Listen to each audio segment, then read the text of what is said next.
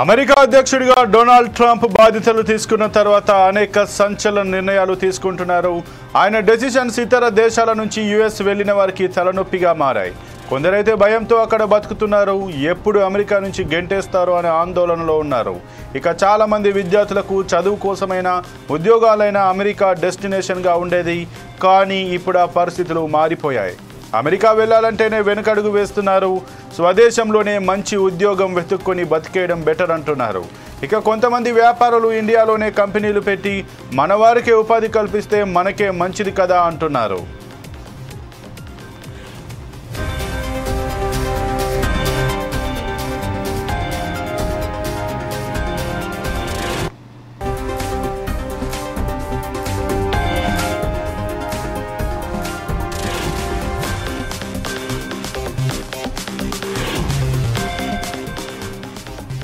America అధ్యక్షుడు Donald Trump తీసుకున్న నిర్ణయాల్లో అతి కఠినమైంది అక్రమ వలసదారులను వెనక్కి పంపేయడం. వెతికి మరీ అక్రమంగా అమెరికాలో నివసిస్తున్న వారిని గుర్తిస్తున్నారు అక్కడి అధికారులు. విదేశాలకు చెందిన వారు కనిపిస్తే చాలు ఆపి వివరాలను సేకరిస్తున్నారు. కాస్త తేడా కొడితే వారిని అక్కడి నుంచి అదుపులోకి తీసుకుని విచారణకు తీసుకెళ్తున్నారు. వారి దగ్గర అమెరికాలో ఉండేందుకు సరైన ధృవీకరణ పత్రాలు ఉంటే సరే, లేదంటే వారి స్వదేశానికి ప్యాక్ చేసేస్తున్నారు. ఇప్పటికే వేల మందిని ఇదే విధంగా బలవంతంగా అయినా సరే వారి దేశాలకు పంపేశారు. ఈ లిస్టులో ఇండియాకు చెందిన వారు కూడా ఉన్నారు. కొద్ది రోజుల క్రితం అమెరికా నుంచి 104 మంది అక్రమ వలస భారతీయులను రిటర్న్ పంపేసింది యుఎస్ ప్రభుత్వం. తాజాగా మరికొందరిని ఇండియాకు పంపేందుకు అగ్రరాజ్యం సిద్ధమైంది.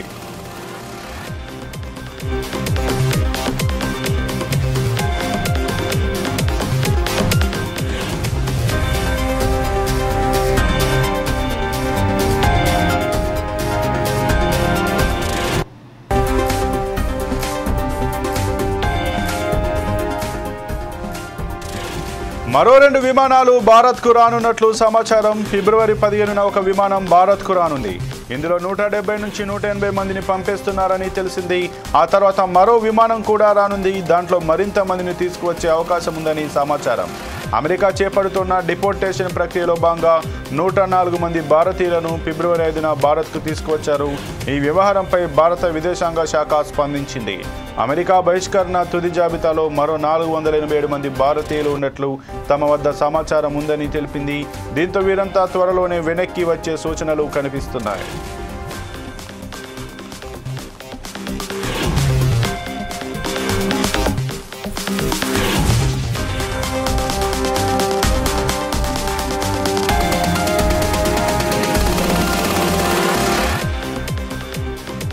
అయితే అక్రమ వలసదారులను తిరిగి స్వదేశాలకు పంపించే ప్రక్రియ కొత్తదేమీ కాదని భారత ప్రభుత్వం ఇప్పటికే వెల్లడించింది.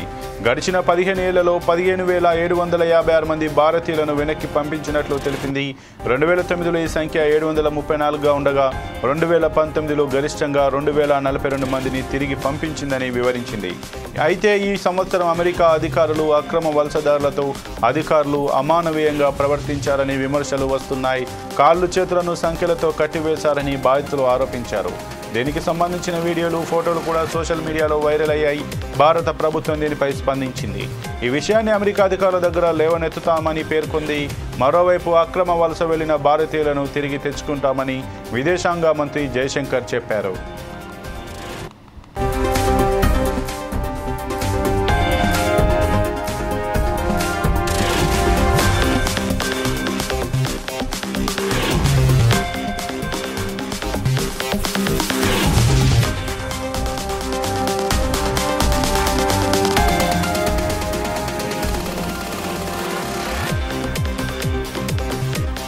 అయితే అమెరికా నుంచి వస్తున్న అక్రమ వలసదారుల విమానాలు పంజాబ్లోని అమృత్సర్లో ల్యాండ్ అవుతున్నాయి. ఇక్కడ మరో సమస్య రాజుకుంది. అక్రమ వలసదారులను తీసుకొచ్చే విమానాలు అమృత్సర్లో దించడంపై వివాదం కొనసాగుతోంది. బీజేపీ నేతృత్వంలోని కేంద్ర ప్రభుత్వం పంజాబ్ ప్రతిష్టను దిగజార్చాలనే ఉద్దేశంతోనే వలసదారులతో వచ్చే విమానాలను అమృత్సర్లో దించుతున్నారని పంజాబ్ రాష్ట్ర ఆర్థిక శాఖ మంత్రి హార్వాల్ సింగ్ చీమా ఆరోపించారు. హర్యానా, గుజరాత్ రాష్ట్రాలకు ఎందుకు తరలించడం లేదని ప్రశ్నించారు. అయితే ఈసారి రాబోతున్న విమానాలను అహ్మదాబాద్లో ల్యాండింగ్ చేయాలని అన్నారు.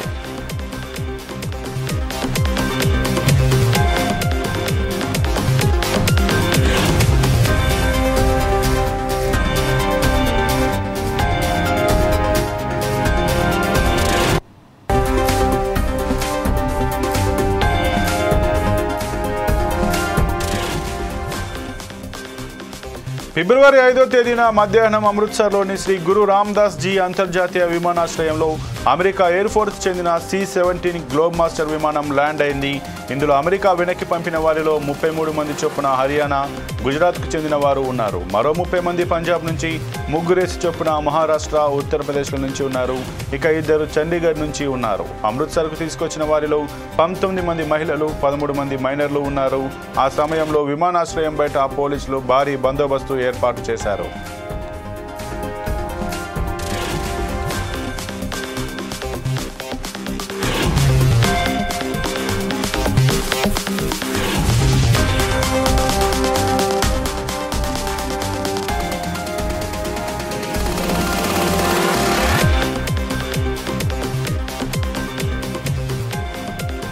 పంజాబ్కు చెందిన వారే ఎక్కువ మంది ఉన్నా ల్యాండ్ చేసినా పర్లేదు, కానీ హర్యానా, గుజరాత్కు చెందిన ప్రజలు కూడా పెద్ద సంఖ్యలో ఉన్నారని విమర్శలు చేస్తున్నారు. కేంద్ర ప్రభుత్వం కావాలనే పంజాబ్ పేరు చెడగొట్టాలని చూస్తుందని పంజాబ్ ప్రభుత్వ పెద్దలు ఆరోపణలు చేస్తున్నారు. మరి ఈసారి వస్తున్న విమానాన్ని కేంద్ర ప్రభుత్వం ఎక్కడ ల్యాండ్ చేస్తుంది? పంజాబ్ మంత్రి విమర్శలతో నిర్ణయం మార్చుకుంటుందా, లేకపోతే అమృత్సర్లోనే ల్యాండ్ చేస్తారా అనేది చూడాలి.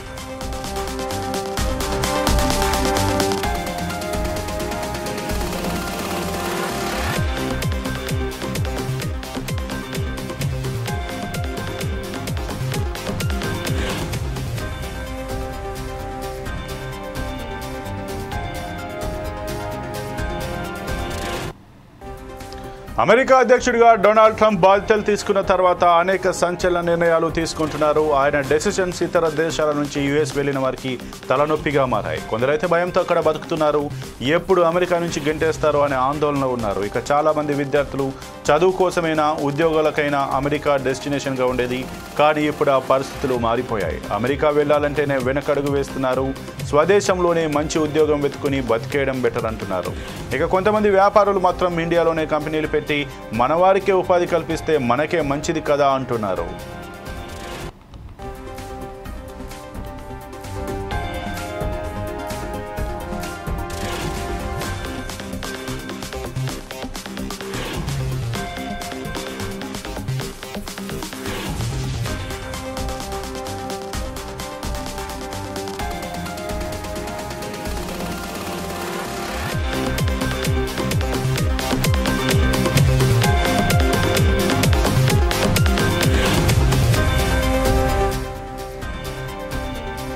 అమెరికా అధ్యక్షుడు డొనాల్డ్ ట్రంప్ తీసుకున్న నిర్ణయాల్లో అతి కఠినమైంది అక్రమ వలసదారులను వెనక్కి పంపేయడం. వెతికి మరీ అక్రమంగా అమెరికాలో నివసిస్తున్న వారిని గుర్తిస్తున్నారు అక్కడి అధికారులు. విదేశాలకు చెందిన వారు కనిపిస్తే చాలు ఆపి వివరాలను సేకరిస్తున్నారు. కాస్త తేడా కొడితే వారిని అక్కడి నుంచే అదుపులోకి తీసుకొని విచారణకు తీసుకెళ్తున్నారు. వారి దగ్గర అమెరికాలో ఉండేందుకు సరైన ధృవీకరణ పత్రాలు ఉంటే సరే, లేదంటే వారి స్వదేశానికి ప్యాక్ చేసేస్తున్నారు. ఇప్పటికే వేల మందిని ఇదే విధంగా బలవంతంగా అయినా సరే వారి దేశాలకు పంపేశారు. ఈ లిస్టులో ఇండియాకు చెందిన వారు కూడా ఉన్నారు. కొద్ది రోజుల క్రితం అమెరికా నుంచి 104 మంది అక్రమ వలస భారతీయులను రిటర్న్ పంపేసింది యుఎస్ ప్రభుత్వం. తాజాగా మరికొందరిని ఇండియాకు పంపేందుకు అగ్రరాజ్యం సిద్ధమైంది.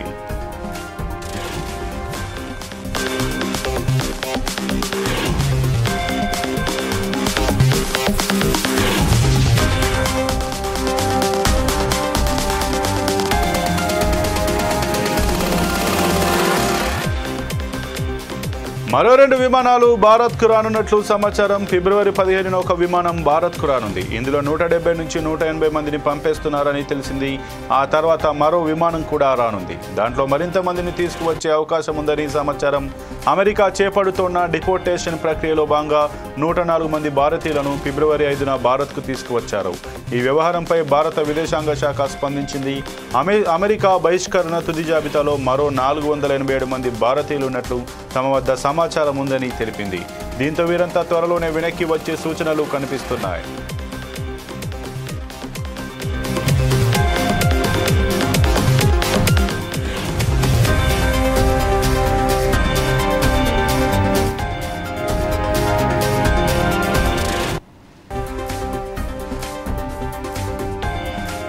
అయితే అక్రమ వలసదారులను తిరిగి స్వదేశాలకు పంపించే ప్రక్రియ కొత్తదేమీ కాదని భారత ప్రభుత్వం ఇప్పటికే వెల్లడించింది. గడిచిన 15 ఏళ్లలో 15,756 మంది భారతీయులను వెనక్కి పంపించినట్లు తెలిపింది. 2009లో ఈ సంఖ్య 734గా ఉండగా 2019లో గరిష్టంగా 2042 మందిని తిరిగి పంపించిందని వివరించింది ఇండియా. అయితే ఈ సంవత్సరం అమెరికా అధికారులు అక్రమ వలసదారులతో అధికారులు అమానవీయంగా ప్రవర్తించారనే విమర్శలు వస్తున్నాయి. కాళ్ళు చేతులను సంఖ్యలతో కట్టివేశారని బాధితులు ఆరోపించారు. దీనికి సంబంధించిన వీడియోలు, ఫోటోలు కూడా సోషల్ మీడియాలో వైరల్ అయ్యాయి. భారత ప్రభుత్వం దీనిపై స్పందించింది. ఈ విషయాన్ని అమెరికా అధికారుల దగ్గర లేవనెత్తుతామని పేర్కొంది. మరోవైపు అక్రమ వలస వెళ్లిన భారతీయులను తిరిగి తెచ్చుకుంటామని విదేశాంగ మంత్రి జయశంకర్ చెప్పారు.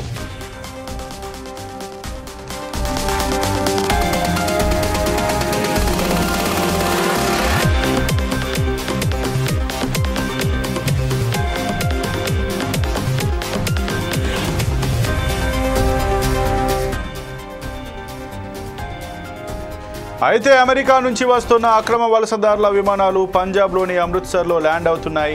ఇక్కడ మరో సమస్య రాజుకుంది. అక్రమ వలసదారులను తీసుకొచ్చే విమానాలు అమృత్సర్లో దించడంపై వివాదం కొనసాగుతోంది.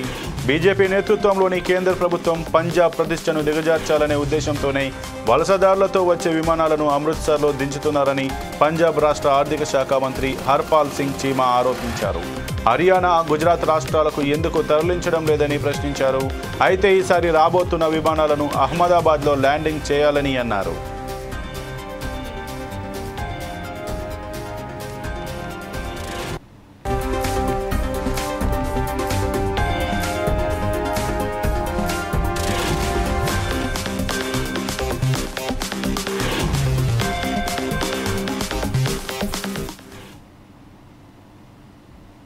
ఫిబ్రవరి 5వ తేదీన మధ్యాహ్నం అమృత్సర్లోని శ్రీ గురు రామ్దాస్ జీ అంతర్జాతీయ విమానాశ్రయంలో అమెరికా ఎయిర్ ఫోర్స్కి చెందిన C-17 గ్లోబ్ మాస్టర్ విమానం ల్యాండ్ అయింది. ఇందులో అమెరికా వెనక్కి పంపిన వారిలో 33 మంది చొప్పున హర్యానా, గుజరాత్కు చెందిన వారు ఉన్నారు. మరో 30 మంది పంజాబ్ నుంచి, 3 చొప్పున మహారాష్ట్ర, ఉత్తరప్రదేశ్ నుంచి ఉన్నారు.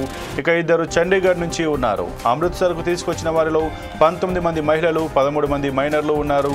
ఆ సమయంలో విమానాశ్రయం బయట పోలీసులు భారీ బందోబస్తు ఏర్పాటు చేశారు.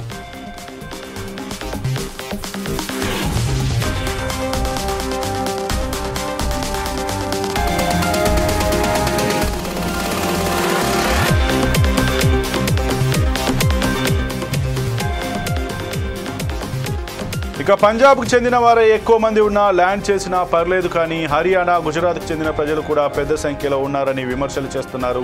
కేంద్ర ప్రభుత్వం కావాలనే పంజాబ్ పేరు చెడగొట్టాలని చూస్తుందని పంజాబ్ ప్రభుత్వ పెద్దలు ఆరోపణలు చేస్తున్నారు. మరి ఈసారి వస్తున్న విమానాన్ని కేంద్ర ప్రభుత్వం ఎక్కడ ల్యాండ్ చేస్తుంది? పంజాబ్ మంత్రి విమర్శలతో నిర్ణయం మార్చుకుంటుందా, లేకపోతే అమృత్సర్లోనే ల్యాండ్ చేస్తారా అనేది వేచి చూడాలి.